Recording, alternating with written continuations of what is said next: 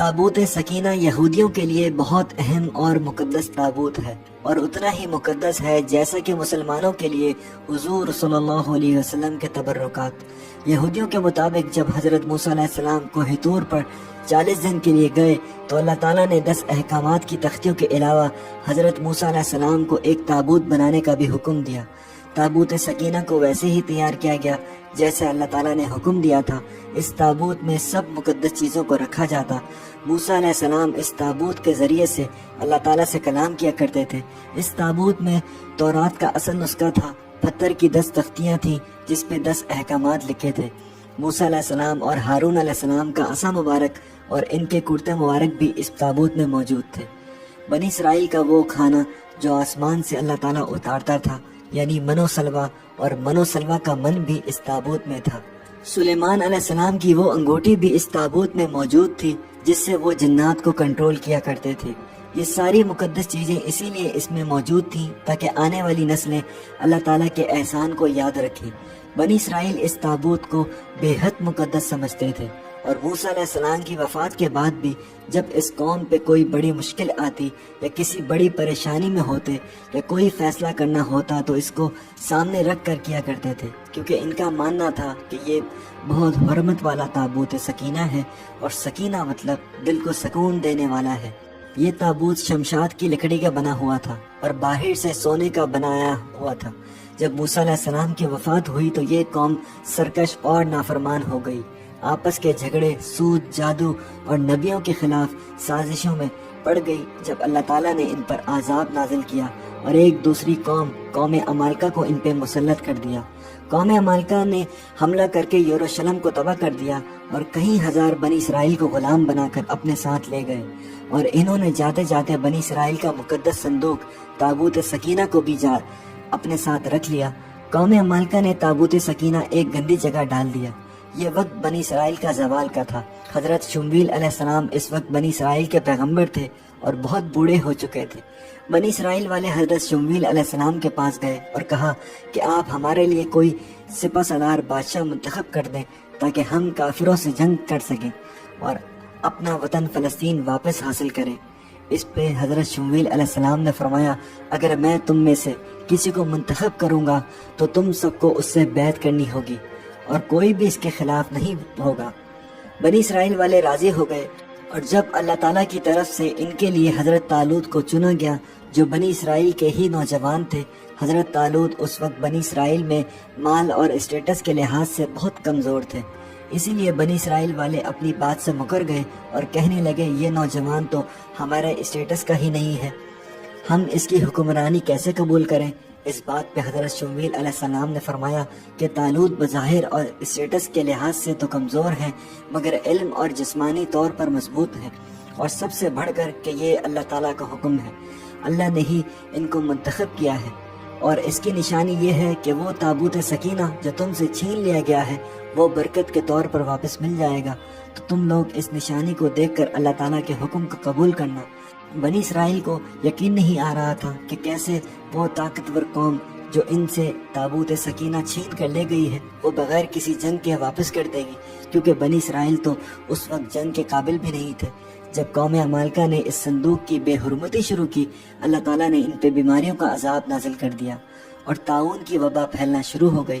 جس نے بہت سو کو ہلاک کر دیا۔ بہت سوچنے کے بعد قوم کے بڑے بزرگ اور دانشور اکٹھے ہوئے اور اندازہ لگایا شاید اس صندوق کی بے حرمتی کی وجہ سے ہمارے اوپر عذابات آ رہے ہیں۔ پھر ان لوگوں نے اس تابوت سکینہ کو ایک بیل گاڑی میں رکھ کر اس کو اپنے شہر سے باہر نکال دیا، اور فرشتوں نے اس بیل گاڑی کا رخ بنی اسرائیل کی طرف موڑ دیا، اور یوں یہ صندوق حضرت شمویل علیہ السلام کی پیشنگوئی کے مطابق بنا کوئی جنگ کیے اللہ تعالیٰ کے حکم سے بنی اسرائیل والوں کو واپس مل گیا۔ اس نشانی کو پورا ہوتے دیکھ کر یہ لوگ مجبور ہو گئے، اور بنی اسرائیل والوں نے حضرت طالوت کو اپنا بادشاہ تسلیم کر لیا، اور پھر بنی اسرائیل نے جنگ کی تیاری شروع کر دی جو کہ انہوں نے اپنی زمین فلسطین یعنی اپنے وطن کو حاصل کرنے کے لیے کرنی تھی۔ اور جب یہ لوگ فلسطین کی فوج کے سامنے ہوتے ہیں، جالوت نام کا ایک شخص فلسطین کی فوج سے نمودار ہوتا ہے جس کا قد دیوک کی طرح لمبا ہوتا ہے اور دیکھنے میں انتہائی طاقتور لگ رہا ہوتا ہے۔ فلسطین کی فوج نے یہ اعلان بھی کر دیا تھا کہ بنی اسرائیل والوں کو کہ اگر تم لوگوں نے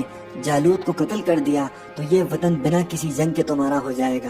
لہٰذا حضرت طالوت نے اعلان کیا کہ جو بھی شخص اس جالوت کو قتل کرے گا میں اپنی بیٹی کی شادی اس سے کر دوں گا اور پھر اس کو بنی اسرائیل کا اگلا بادشاہ بھی بنا دیا جائے گا۔ حضرت داؤد علیہ السلام تشریف لائے اور اپنی غلیل کے ایک وار سے ہی جالوت کو قتل کر دیا، اور وعدے کے مطابق حضرت طالوت نے اپنی بیٹی کی شادی ان سے کر دی، اور تقریباً 16 سال کے بعد جب حضرت طالوت کی وفات ہوئی تو بنی اسرائیل کا بادشاہ حضرت داؤد علیہ السلام کو بنایا گیا۔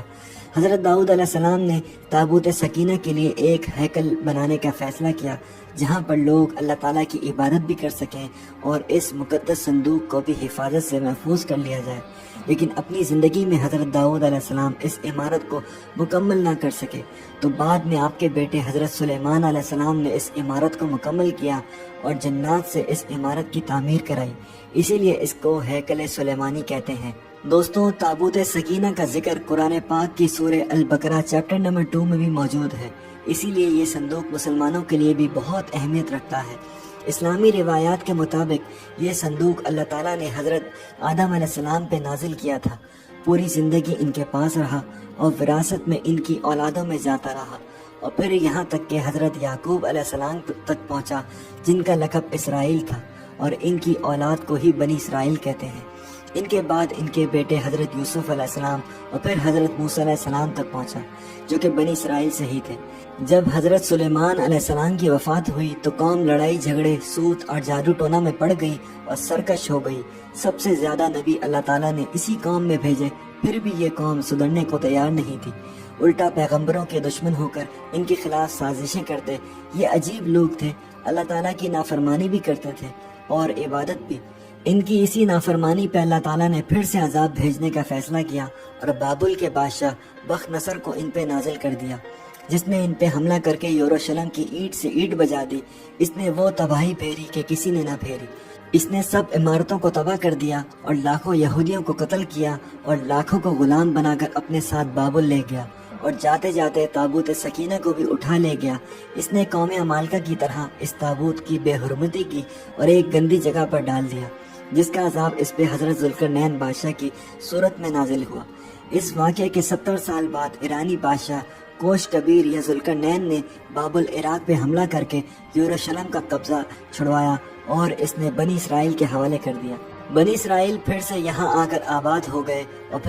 پھر سے ہیکل سلیمانی کی تعمیر شروع کر دی، لیکن تابوت سکینہ کی کوئی خبر نہ تھی کہ وہ کہاں ہے۔ وقت گزرتا گیا اور یروشلم رومی حکومت کے کنٹرول میں چلا گیا۔ حضرت عیسیٰ علیہ السلام کی ولادت ہوئی اور اس وقت کے منافق یہود علماء کو آئینہ دکھانے پر رومی بادشاہ کو حضرت عیسیٰ علیہ السلام کے قتل پر آمادہ کیا گیا اور ان پہ الزامات لگائے کہ یہ شخص دجال ہے، لیکن اللہ تعالیٰ نے ان کو آسمانوں پہ زندہ سلامت اٹھا لیا، اور پھر یہودی ایک دفعہ پھر سے نافرمانیوں میں مصروف ہو گئے۔ 70 سال گزر گئے، بنی اسرائیل نے رومی حکومت سے بغاوت کی کوشش کی تو رومن بادشاہ ٹائٹس نے یروشلم پہ حملہ کر کے تباہ کر دیا، اور ساتھ ساتھ ہیکل سلیمانی پہ بھی ایسا حملہ کیا کہ بس ایک ہی دیوار باقی رہ گئی، جس کو آج بھی یہودی مقدس مان کر اس کے سامنے روتے ہیں اور اپنی عبادت کرتے ہیں۔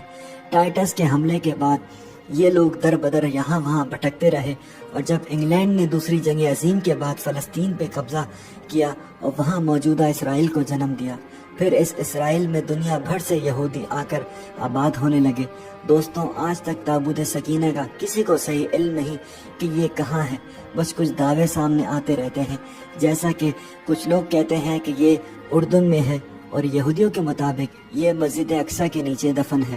جہاں پہلے ہیکل سلیمانی موجود تھا۔ یہودیوں نے تابوت سکینہ کی تلاش کے چکر میں مسجد اقصی کی بنیاد کو ہی کھود ڈالا ہے، لیکن پھر بھی ان کو تابوت سکینہ کا کوئی نام و نشان نہیں مل پایا۔ آج کے ماہرین کہتے ہیں کہ ان کا شک ایتھوپیا کے ایک چرچ پر ہے جس کی زمین کے نیچے شاید یہ دفن ہے۔